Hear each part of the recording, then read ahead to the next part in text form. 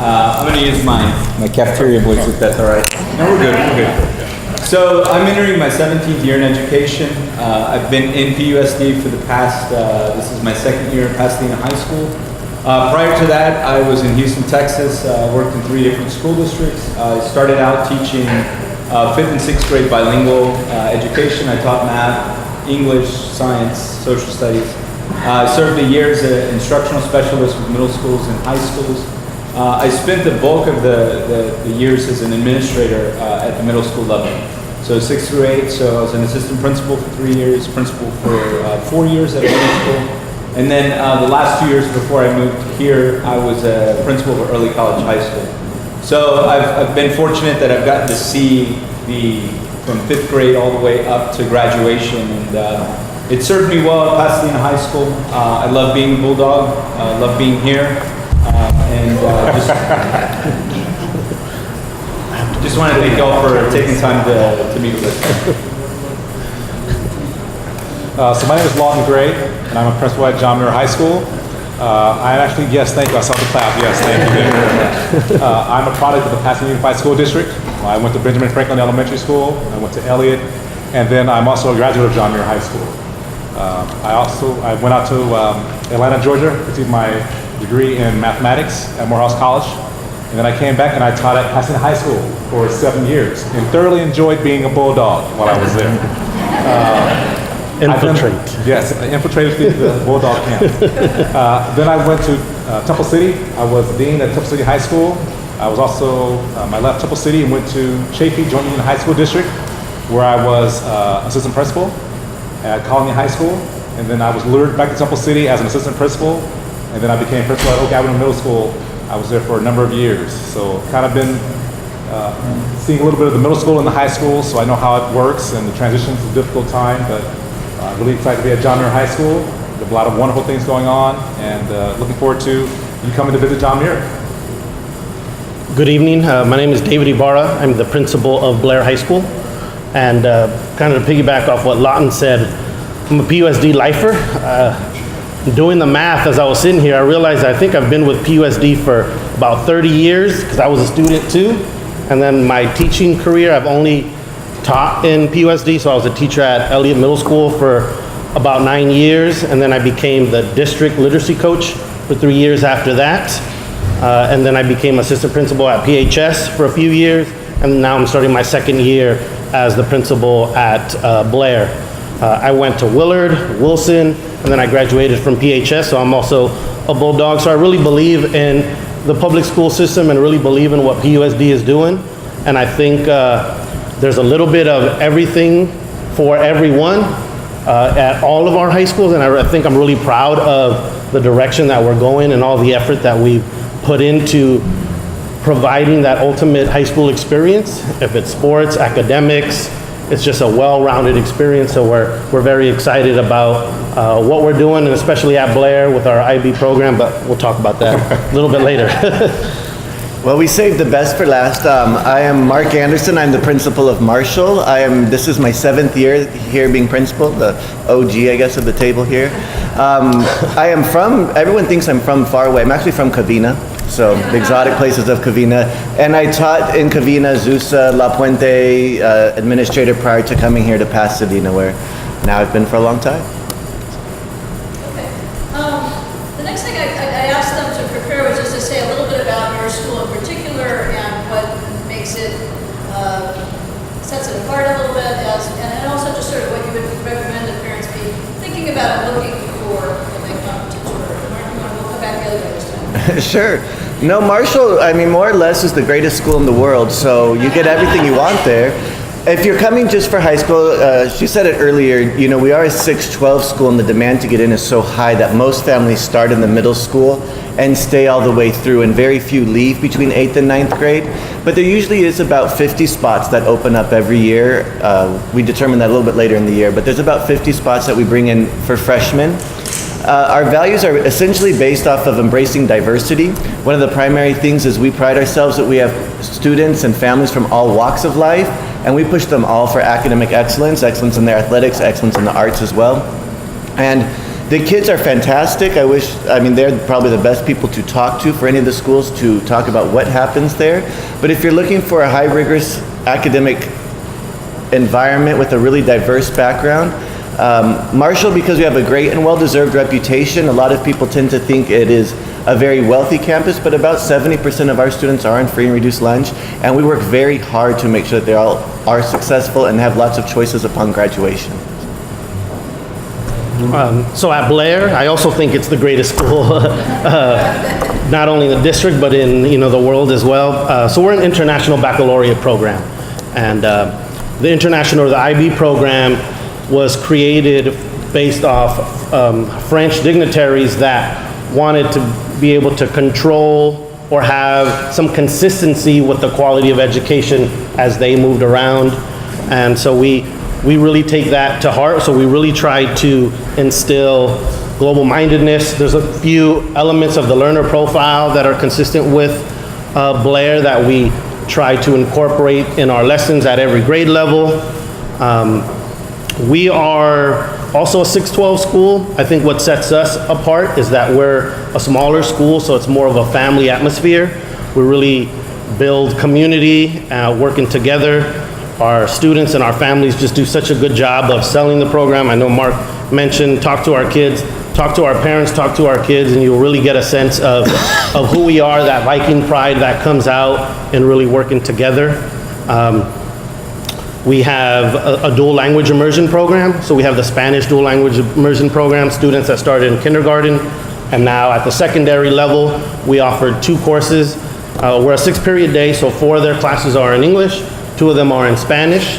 So they take Spanish language arts and history in Spanish. We're very proud of that program. It's growing. Our enrollment numbers keep increasing, so we're very excited about that. We also have a pathway, the oldest or longest standing pathway in the district. So we have HCA, Health Careers Academy, that's been in the district for about 30 years. And we just introduced the IB, and I know Susan was talking about it, the IB CP, which is career program. So as students enroll into the health career, they are exposed to more rigorous classes through the IB. So that way the students don't have to choose either IB or health careers. Now it's embedded within that, so it gives them some opportunities. And we're really working on building our sports program and making sure that they get the full high school experience. I know when I went to high school, a lot of my memories are based off clubs, athletics, those bonds that I was able to build in. So we're really trying to enhance that so that they have good memories, not only of their friends, but really of the school and what we were able to provide for them. So John Muir, like Marshall and Blair, they're the best school in the world. And I view Muir as the best school in the universe. So, we do that a lot. But at Muir, what really sets us apart is a couple of things. One is we're wall-to-wall academies. So the students could be in the Arts, Entertainment, and Media Academy. They can be in the Business and Entrepreneurship Academy, or they can be in the Environmental and Engineering Academy. So students have that opportunity to find kind of their niche, what they want to kind of focus on, and we can kind of go with that their 4 years in high school. We have a brand new state-of-the-art TV production studio on our campus, where students actually produce live TV from the school, which sets them up. It's a huge advantage for our students going into the workplace, especially if they want to go into entertainment. Our Business Academy, we're actually opening a bank on our campus. It's a branch of the Pasadena Federal Credit Union. You guys know where that is, over on Rosemead and the Curve on Orange Grove? But we're actually opening a branch on our campus. We call it the Mustang Branch. And students from our Business Academy will actually be working in the branch along with a supervisor from the Federal Credit Union. So that's another opportunity we have for our students on our campus. In the Engineering Academy, the students have the opportunity to go to Yellowstone. We have a generous donor who supports our school, and we select 6 students in the academy to go to Yellowstone a year. And that's a week program for the students to be out of the house, and enjoying being out in the outdoors, learning about environmental science. So those are 3 different options that students can take while they're at John Muir High School. We're also just setting that culture in the environment to be very welcoming. We are really situated in the community, and we want people to come out and visit us. I do tours every Friday, and you can come see us. We offer tours from 8:30 to 10 o'clock, so you can come see what we're doing at John Muir High School. We're also really looking for we have a music program. Our band is growing. Our athletic program is doing very well. You are my favorite fan right there. Y'all don't see this young lady. You're from the Muir. I love that. But we're doing so much to bring John Muir up to where the standard is, where everybody wants to be there. And I just think it's an amazing place. And once again, just come out and see John Muir High School. So while we're all great schools, only one of us gets the namesake of Pasadena High School. And that's I could go on about the strengths of Pasadena High School, similar to what Dr. Anderson was saying. You know, when we give school tours, I always talk about the diversity, not only of our student body, because we've got backgrounds, cultures. There's a profound respect not only among the staff, but also among the students. It's a community. So that's really what I pride our campus on. But the other thing too is the diversity of options. I mean, we're a traditional high school setting, but we've got everything for everyone. We have over 35 student interest clubs. We have a thriving arts program, so we offer orchestra, we offer band. We're looking at offering jazz band next year. It's currently being offered in our advisory period, but we're looking to expand that into a class. In addition to that, we have a theater arts department. We have 3 college and career pathways as well. So we have our creative arts media design program. We have our law and public service, which is unique in that it is the only school in this area. It's part of the LA County teen court system. So the students get an opportunity to hear actual court cases of peers in surrounding communities, not in PUSD. But it's really incredible to see the maturity level and the questioning that the students ask their own peers. So they have the opportunity to be a part of that. We have our App Academy, which is one of the, I would say, the newest academy in PUSD. And we're focused on computer science. And we have 3 teachers, a little under a third of our total student population. So we have 1,800 students this year. A third of them are a part of one of those pathways. And while the size may be somewhat intimidating, especially for families who are coming from a smaller school setting, being a part of one of those pathways, you're tied in with a team of teachers, so you get that additional support that you may be accustomed to in a smaller setting. And so that kind of leads into the second aspect, is just around student support. So our counselors are available for our students. As administrators, you know, it's been one of our big goals to be visible, to be open, to be accessible not only to students but to parents and families as well. And so I encourage you to, you know, as you're exploring your options, I would say that the biggest thing is see the school in action. And like my colleagues have said, parents and students are the best, the best source to hear about what's really happening in the schools. Thank you very much. We're going to open it up to questions. So, anybody want to start? Yeah. Do all of the high schools have 8th grade shadow days available for us? We have ours on December the 6th, I believe. Yes. Ours will be in December also. We're starting in November, and several dates are up on the website. Great place for resources. We do not offer that. And how do you to sign up for this? The website has the information about how to go to. So the way our shadow day works is that we actually send a note to the schools where the students will be attending John Muir, and the buses are set up, and the students come over on buses and actually visit the school site. So sometimes a shadow day is like you're actually with a student and following them around your classes, but it sounds like, at least if you're in PHS, it sounds like it's more of everybody comes like a big field trip and visits the school. Is that? Yeah, and so the students will have an assembly. The students break into smaller groups, and then they'll get tours of the academies. We usually set up representatives from each of the academies in our gym so that students can go to each of their tables to kind of get a little bit more information. If your students currently aren't in a PUSD school, you can still make arrangements for that day. So if you have your child, if they and a group of friends want to visit one of the campuses, we can definitely arrange that and have them be a part of that day as well. Our shadow day is a little bit different, where we offer them basically on a week-to-week, bi-weekly frequency. The family will drop off the student in the morning. They would be assigned to a student, and they would follow that student from first period up through lunch.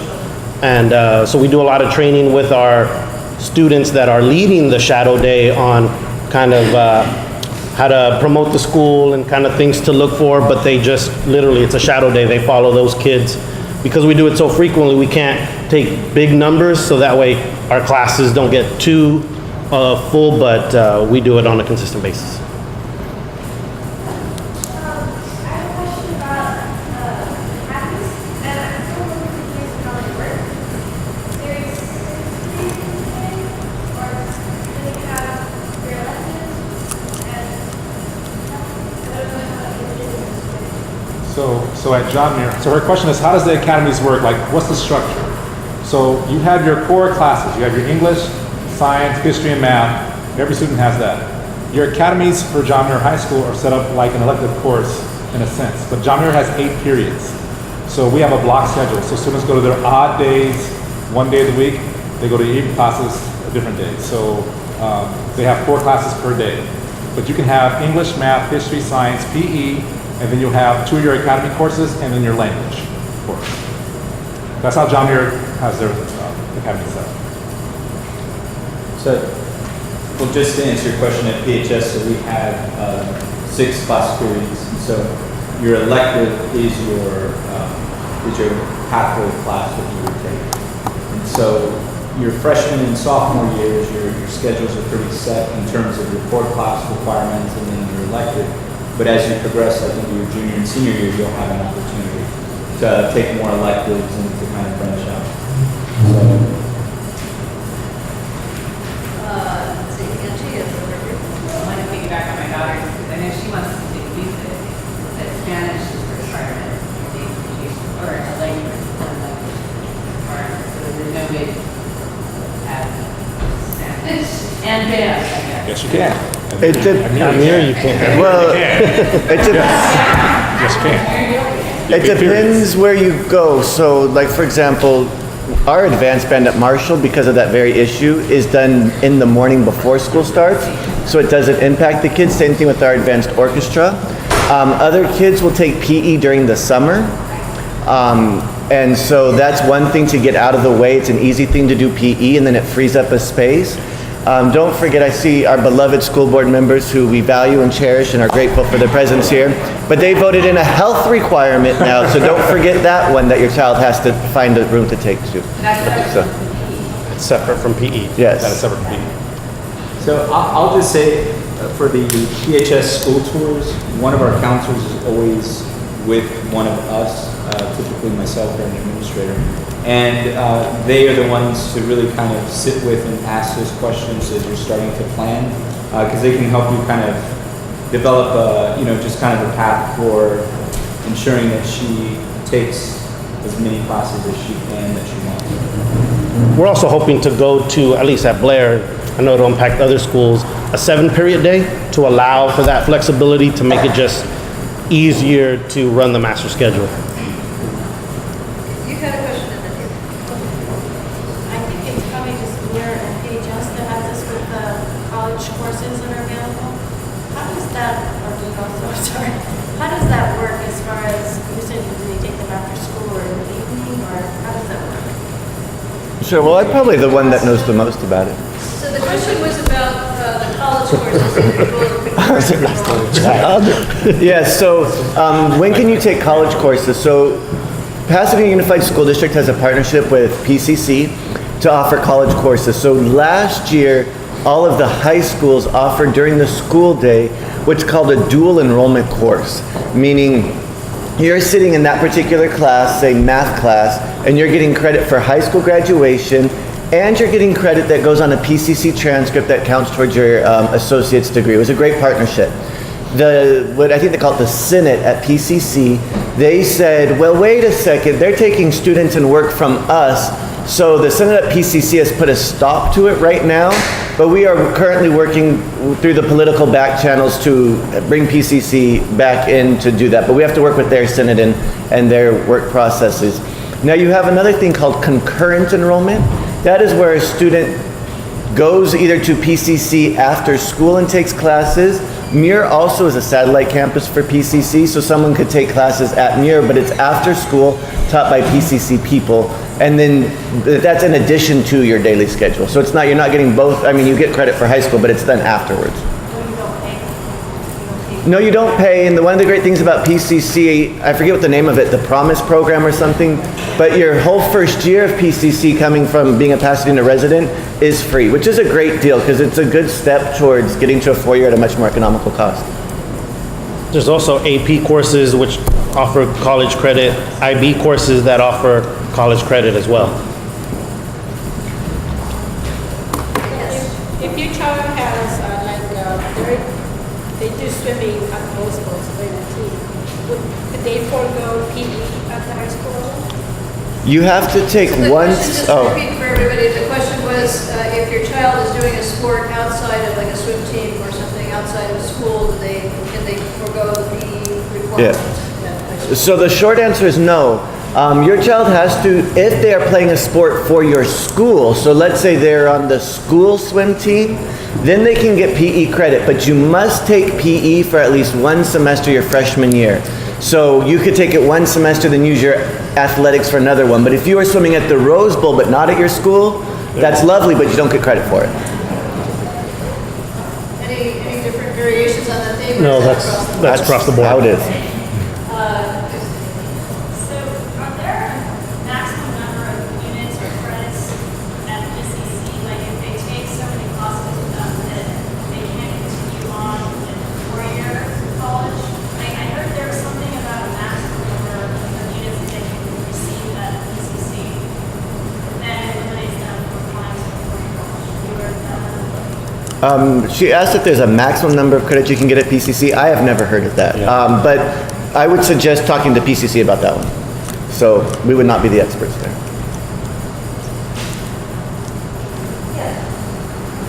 I was wondering actually, which, I know Blair and John Muir have a swimming pool, right? Yes. We do not. Okay, so I was wondering, never mind. The bands for John Muir and HSOptions, I was wondering what makes it special retailer? Yeah. The for band? Yeah. Okay. So what would you say about your band? We were the pride of Pasadena. What else is there to say? No, I'll say that I've had the opportunity, last year I accompanied the band to a competition. It's just a remarkable group of students, and it's a remarkable organization to be a part of. Our band directors are supportive. We have band clinicians as well as a clinician for our flag team that comes in. After school, they come in before school. Mr. Benson, who's joining us this year, for the first year, he's actually done some remarkable work with the students. They're getting prepared to go into competition. So just my feedback from students is that they're much more further ahead than they've been in the past. And so the momentum is there as far as students being involved and more students wanting to stay in band. So. And our band is growing, and what's been really great is that we had a really nice collaboration with Elliott Middle School and Sarah Madre Middle School for a band day. So they came to our football game, our first football game. They played with our band, marched in. We did a clinic with those students. So we're really trying to reach out to the middle schools and also to the elementary schools to grow our band program. But they do a really great job. We also, I think all the high schools got the Tony Bennett Foundation gave a grant, and we, I think, did all of you? No, just Muir and Blair. Oh. Just us. So we got, we were accepted to be part of the Tony Bennett Foundation, so we're getting some grants, some specialized coaching. I know at Blair, our band director teacher is a rock star, like he's super popular. People come specifically to Blair because they get a chance to work with Mr. B, who's really built up our jazz band, and our jazz band is always performing at different local events, and it's incredible to see him grow from where it was to where it's at now, and the momentum that we're gaining each year with it. With our grant, we're creating a new music production course for our students who would like to make beats and like make music. So that's part of the money went to that, but also to our choral program. Cassandra Franklin, who works at Elliott Middle School also, does a great job with our choral program. And with our new auditorium hopefully being finished 2018 May, hopefully, we want to start putting on some plays and productions in our auditorium. So we're putting that money towards creating that opportunity for students. So I believe Muir was among some of the other schools in PUSD who recently received a very significant grant. Yes. Would you share the plans for how that money will be used? She didn't listen. That's a great question. So John Muir, along with Altoona Elementary School and Washington Steam Magnet Middle School, received yes, I know it's a great school, $14.2 million grant. For John Muir, we have a training on November 1st through 3rd in Washington, D.C. to kind of go over the parameters of the grant. But we're looking at setting up an early college-going culture. So the idea is that our students would graduate from John Muir with an AA degree. So students would like to go that route. It's not for everyone. Everyone doesn't have to do that.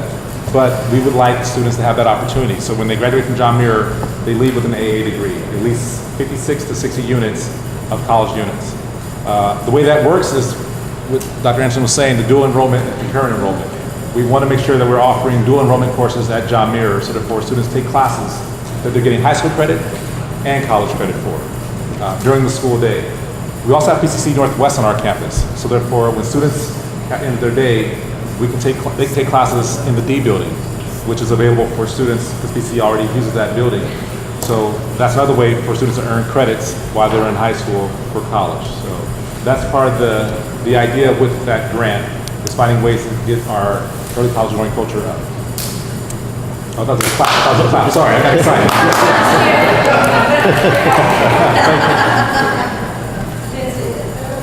What is the difference between the Creative Arts Academy and the Arts and Entertainment?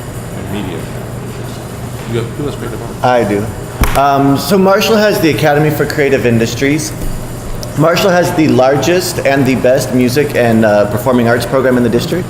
So we have 4 performing arts teachers. We have a string specialist, we have 2 band teachers, a choral teacher, and we have a dedicated drama teacher.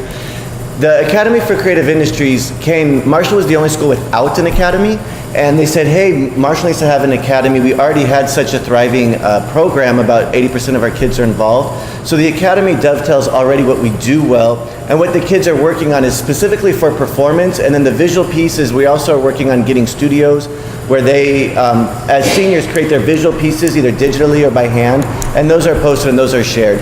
So that's the main focus of the Academy for Creative Industries, and then we've connected with our local partnerships here and with the local universities to have the kids connected who want a career in that. And even those kids who do not want a career in music or performance, it translates to any other career because the ability to speak, to be creative, it works in all things. I can't speak to the entertainment one, but. So with the Entertainment Academy, we actually have a digital production studio brand new on our campus. We can actually produce live television from our studio.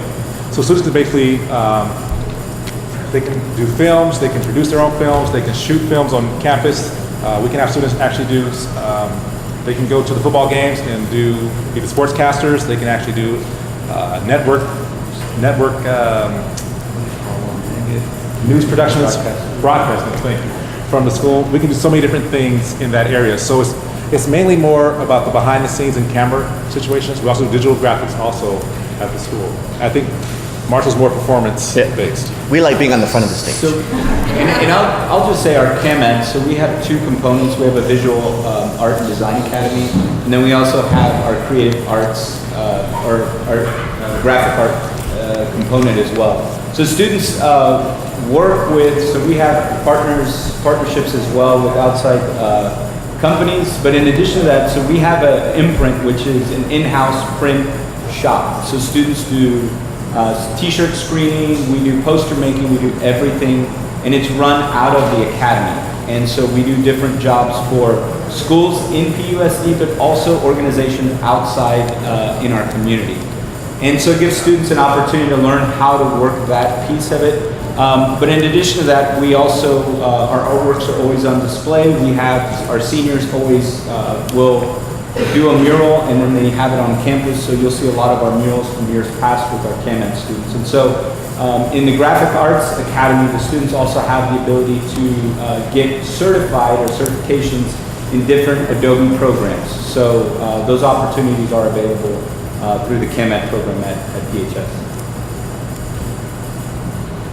Does anybody want to touch on what some of the internship opportunities are for your students intern who are in those pathways? And are those internships only for students in those pathways?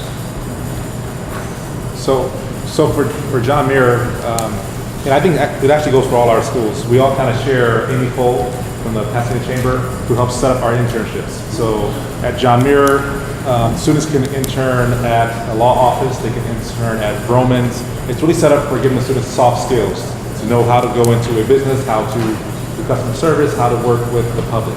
So we have many different internships. One of our most creative ones is the one we have with the Academy of Motion Picture. We actually have a special program with them, which our students are able to go to the Academy Museum, get behind the scene tours, and all students are in the Arts and Entertainment Media Academy, but able to see a lot of different things from the motion picture side of the business. Blair, because we're a health careers academy, we have a great relationship and a long-standing partnership with Huntington Hospital. So most of our 11th graders have internships that are through the hospital. Yeah, I have a question about how you feel your high school deals with students who have learning differences. Many of us have kids who, whether they're in special ed or special sort of learning differences, and we worry about high school because that's the time when they're supposed to be more independent. So, just wondering how you feel like your school deals with that. I could start with that. I think one of the beauties of Blair, and I know it was mentioned already, the diversity. So we have the IB program, which is extremely rigorous. We also have the International Academy, which is brand new students to the country that are barely learning English. We have our medically fragile students, and their needs are very different. And I think one of the things that really stands out at Blair is there's space for all of us, or all of each student, so that they can find their niche. It's very welcoming environment. I think one of the things that helps us establish that type of community and environment is the IB. It really talks about being a global citizen. It's not about who's right, it's about identifying various perspectives, and there could be multiple people that are right. And I think that by starting that and being the expectation at the school, I think it helps set that community environment where it's welcoming to the wide spectrum of learners that we have. So I would say a lot of it is just the partnerships that we develop between the home, the school, and the student. We go to great lengths as well to support our students. As stated, from different backgrounds, I mentioned that earlier. But really just the staffing and being aware of that. And so we're constantly monitoring, ensuring that students are getting the supports that they need, and communicating frequently with the parents to make sure that we're aware of things that may impact school, and then do the best to support and ensure the kids are safe. At Muir, we have a very inclusive community. Our students are very